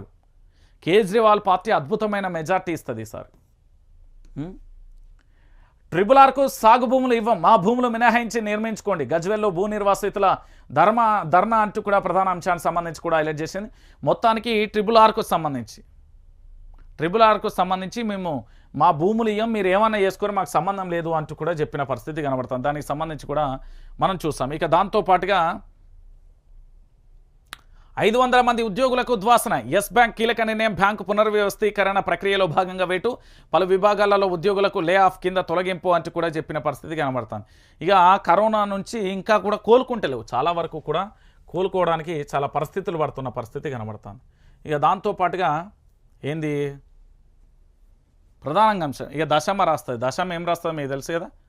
కరెంటు బిల్లులు ఆలస్యమైన డోంట్ వరీ. స్పాట్ బిల్లులు మెషిన్లోనే సాఫ్ట్వేర్ అప్డేట్. ఇకపై బిల్లులు లేటుగా వచ్చిన నెల రోజులకే ఛార్జీలు. వెబ్సైట్లో ఎనర్జీ ఛార్జెస్ క్యాలిక్యులేటర్ అంటూ కూడా ఏం క్యాలిక్యులేటర్ నాయన వాడు ఏంది జీరో కరెంటే కదా. ఏడబోయింది నీ జీరో కరెంటు చెప్పకపోతివి. రాయి ఆడ జీరో కరెంటు ముచ్చటేందో దాని గురించి రాయవు. ఎవరికి లాభం ఎవరికి నష్టం? రాష్ట్రంలో 3-4 రోజులలో భూముల ధరలు పెంపు. ఏడబేరినేరా నాయన. ఆడ రియల్ ఎస్టేట్ అంతా పతనమై కూకుంటి దశానికి అసలు మారడా? ఇక మానవత్వం లేదా మారడా? అసలు నాకు అర్థం కాదా అని చూస్తే. రాబోయే 4 నెలల్లో రైతుల చేతికి 43,000 కోట్లు. ఫస్ట్ టార్గెట్ రుణమాఫీ నిధుల సమయం. సిగ్గుండాలే రాయనీకి ఇది 43,000 కోట్లట. ఎన్ని ఉండొస్తాయి చెప్పు? అబద్ధాలు కాకపోతే గింత అన్యాయమా? పెట్టుబడి సాయం ఇయ్యలే రాయకపోతేవి, రైతు బీమా ఇయ్యలే రాయకపోతేవి. ఈ భజన పేపర్లు ఎన్నడు మారుతాయో ఎన్నడు సిగ్గులు వస్తాయో ఏం కథనో నాకైతే అర్థమవుతలేదు. వీళ్ళ వల్ల కాదు, ఇక వీళ్ళ వల్ల ఏమవుతుంది ఇక. దాంతోపాటుగా ప్లీజ్ హెల్ప్ ప్లీజ్, ఆర్థికంగా దివాలా తీస్తున్న తెలంగాణకు కేంద్రం నిధులే శరణ్యం, హామీల అమలుకు నిధుల కొరత, నిధుల కోసం సీఎం రాష్ట్ర మంత్రుల ఢిల్లీ బాట, కేంద్ర మంత్రులకు విజ్ఞప్తులు, కేంద్రం సానుకూల స్పందన, తెలంగాణ అభివృద్ధికి అండగా ఉంటామని హామీ అంటూ కూడా చెప్పిన పరిస్థితి. హెల్ప్ ప్లీజ్ చెయ్యి అని కేంద్రంలో వేడుతున్నాడు మన రేవంతం. వాళ్ళు చేస్తారా చేయరా అనేది చూడాలి. ఇక దాంతోపాటుగా ప్రధానంగా కూడా ఇప్పటివరకు మీరు చూసిరు కదా పూర్తి స్థాయిలో, ఇప్పటివరకు వైఆర్టీవీ తెలుగు న్యూస్ ఛానల్ని ఎవరైనా సబ్స్క్రైబ్ చేసుకోకపోతే ఖచ్చితంగా సబ్స్క్రైబ్ చేసుకోరన్నా. ప్రతి ఒక్కరూ వీడియో కింద మీరు వీడియో ఓపెన్ చేయగానే లైక్ చేయాలి. ఎందుకు చేయాలి అనేది కూడా నేను